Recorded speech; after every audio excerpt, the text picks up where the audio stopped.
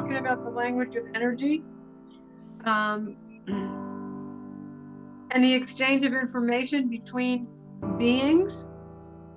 And we were talking, Sean, as you know, if you're alive, there's a spiritual component. If there's a spiritual component, there's divine wisdom. And if there's divine wisdom, there is, by definition, the capacity to communicate. That's the short narrative of the explanation of energetic communication. The spirit is energetic. The level of communication that the spirit communicates, by definition, it must be energetic. I call it the mechanics, but those are the working parts of sending and receiving information telepathically, because it's telepathy, which is the sending and receiving of information without the use of language. It is the first language of the animals. This is how a mare moves a herd around. This is how a wolf, a leader of the pack, moves his pack around. He sends information, and they follow the energy. And when we learn as human beings, because we have the language, so when we learn to speak, they first show us pictures, and we relate the pictures as children to the word.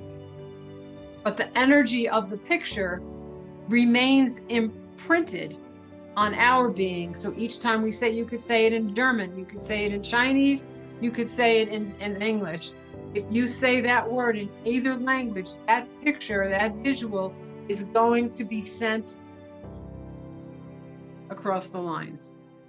If you want to tell your girl, you want a cookie, you could say it with your words.